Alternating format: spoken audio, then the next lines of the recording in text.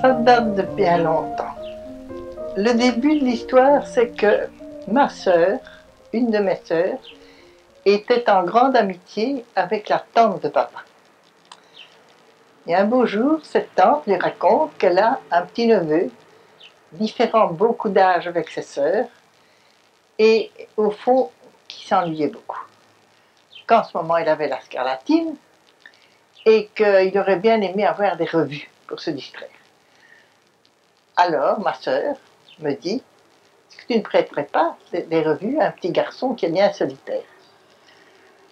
Je prends mes revues et je m'en vais les porter à la porte de la maison où habitait ce petit garçon. Du haut de la fenêtre, je le voyais au second étage.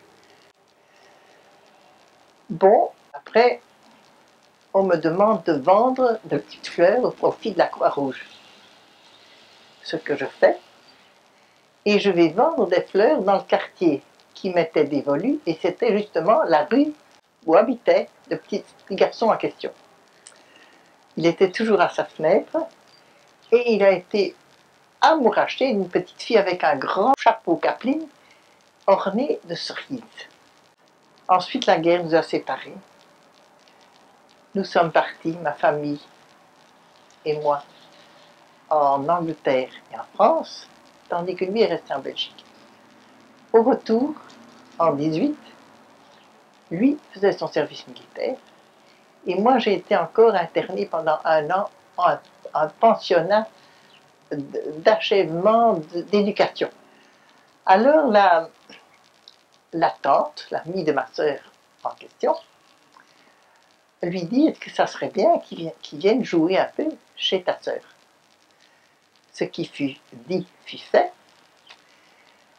Le voilà qui s'amène, et ma grosse désillusion, de sa fenêtre, je n'avais pas vu qui il était, mais je vois pas un garçon, mais une vraie fille manquée. Et lui, il trouve pas une fille, mais un garçon manqué. Alors nous voilà déambulant dans le jardin, nous avions un très grand jardin. Moi j'avais l'habitude de grimper aux arbres, qu'il n'avait jamais fait de sa vie, parce qu'il arrivait tout pimpant neuf, avec un beau petit col blanc et des chaussures bien cirées et tout. Et alors à ma grosse stupéfaction, en entrant, il se présente devant ma maman, qui était une personne très respectable, entre parenthèses, et il lui dit, en lui baisant la main, « Madame, je vous présente mes hommages. » Moi, je fous part d'un éclat de rire, je me dis, qu'est-ce que c'est que ça pour quelque chose? Un garçon qui fait une si belle phrase. Et voilà comment nous nous sommes rencontrés petits. Et au fond, nous avons toujours pensé l'un à l'autre aussi. Donc nous avions 18 et 20 ans environ. Nous nous plaidions et nous pensions, ça c'est comme ça, nous serons l'un à l'autre. Le mariage est venu après près de 2 ans et demi d'attente.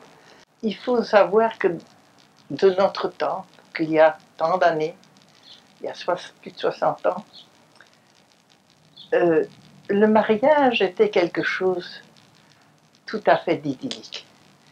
On n'imaginait pas une minute qu'on aurait pu, avant le mariage, avoir quelque liberté que ce soit l'un vis-à-vis de l'autre.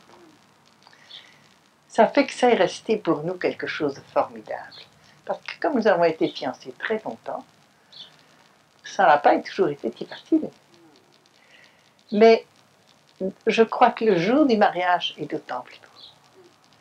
Et je me souviens tellement bien de mon 25 janvier 1923, jour de mon mariage, que cette messe de mariage, je ne sais comment ça s'est fait, mais a été pour moi une messe où je ne pensais absolument pas au monde qui était autour de moi. J'étais tellement prise par mon bonheur de cette union que j'étais tout à fait à mon affaire. Que je me suis encore bien dit après, mais comment est-ce possible que je n'ai jamais eu une messe pareille? Bizarre, hein?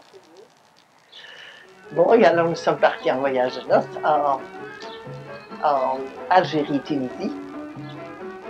Et puis là, on a eu pas mal de petites aventures, c'est normal.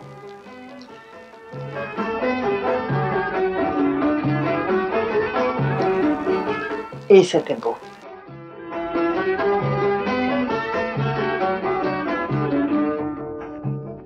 عليك انتي مهنية مسرورة في غاية السرور وانا في توي